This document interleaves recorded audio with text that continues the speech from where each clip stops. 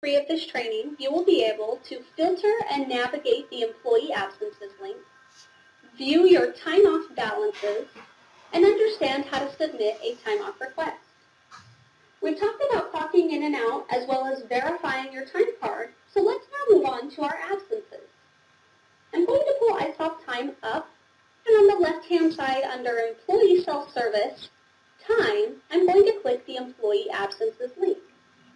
Now, absences are not added directly onto your time card, although they can be viewed there. The Employee Absences link allows your manager or supervisor to add absences onto your time card. Now, absences can be added either through employee absences or through a time off request. So let's take sick as an example. Most of the time, people aren't expecting to be sick or expecting to take a sick day. In that scenario, if you called your manager this morning and let them know you won't be coming in because you're feeling sick, they would come to the Employee Absences screen and manually add an absence to your time card. This screen allows you to filter your absences based on a certain date range or even an absence policy to get a list of days that you have used your specific absences. You'll notice up here at the top it is going to default to the current month date range, but you can adjust that to whatever you'd like. Up here at the top, you'll notice you have a drop-down for absence policies. Please keep in mind that your absences may differ. And then status, are they pending, approved, or processed? Now, pending absences are in there for time off requests. If you submit a time off request, it goes through a workflow for approval. So as an employee, you may submit the request, and your company may want your manager and or your supervisor to approve or reject that request. If it has not been approved or rejected, it's going to be sitting in a pending status. Once it gets approved, it'll go to the approved status, and processed means that the manager has simply added an absence via the Employee Absences link. Now, if you adjust any of the filters up here at the top, such as the to and from date, the absence policy, or the status, be sure to hit the filter button as this is going to update the screen that you're looking at. So this should give you a list of absences that fall within this date range. So you'll notice we have the date, the absence policy, the status, the number of hours that you had off, the estimated hours available, and then if the payroll has been closed, it'll give you the check date for when it was paid out. The next screen we're going to look at together is our time off balances.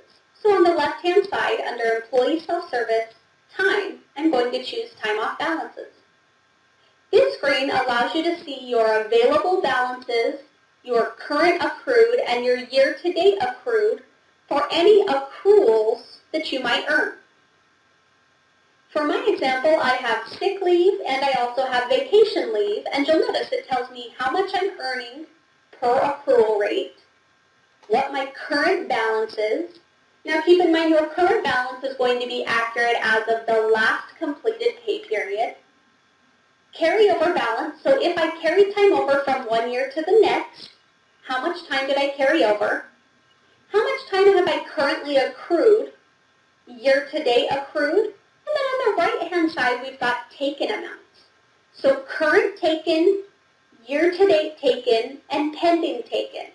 I do want to point out the difference that current taken means everything that's been processed up to the last pay period. Pending taken is going to take into account any future absences. So let's say that you asked off the day before Thanksgiving. That would be considered pending. You've asked for it off and it's possibly been approved, but that date has not came yet, so we consider it pending. So time off balances just allow you to see your available balances for the accruals that you qualify for. The last link that we're going to look at together is our time off requests. Now this link is where you can submit an electronic time off request for a day off. Now let's first look at the layout of the screen, and you'll notice it's in a calendar view. So this calendar view is showing you for the current month any time that you have requested or any absences that you have in the system and their status. So you'll notice on the 15th I have a sick absence that's showing in green. Now the reason it's showing in green is because the status is set as approved. So green means approved, blue means pending. Remember, pending means you've submitted the request, but it has not been approved or rejected at this point. Now on top of seeing the type of absence and whether it's been approved or rejected, you'll notice it tells you the amount of hours and then your remaining balance. So at this point, you can see if I take this vacation absence, my remaining balance will be what? Now you can change the view by looking at a month, a week, or even a day just by using these toggle buttons up here in the top right-hand corner. So let's now talk about how to actually request time off. Up here in the top left-hand corner, you'll notice that there is a blue bar with a white link that says Request Time Off. When we select that, our time off request screen appears, and it's going to start asking us a series of questions. What type of absence are you looking to take? What day or date range are you asking for time off for? So I'm going to choose a date, let's just say October 3rd. Now if you wanted to choose a date range, you can select multiple days. What I want you to notice is as I select the date range, my days of the week automatically select themselves. Just beneath that, it's asking you how many hours per day are you wanting. Now keep in mind if you're doing a multiple day absence, the number of hours per day must be the same. Now what I mean by that is you can't ask for 8 hours Monday, Tuesday, and 6 hours on Wednesday in one request. That would need to be entered into the system as 2 separate requests. Now in my event, I'm just going to say that I need Monday, Tuesday, and Wednesday all for 8 hours. If I want to put the start time, I can. You'll notice it's not required, but the start time is going to tell the system when this is approved, what time on the time card do I want it to appear. So I'm going to do 8 a.m. And down at the bottom, you'll notice I do have the ability to enter in comments.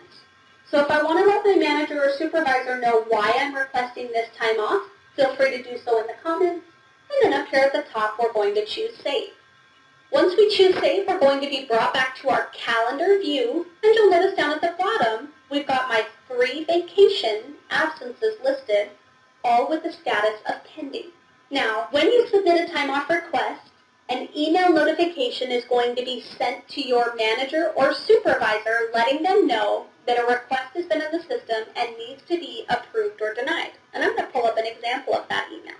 So you'll notice I've got an email here in my inbox that says, Mary has submitted a time off request.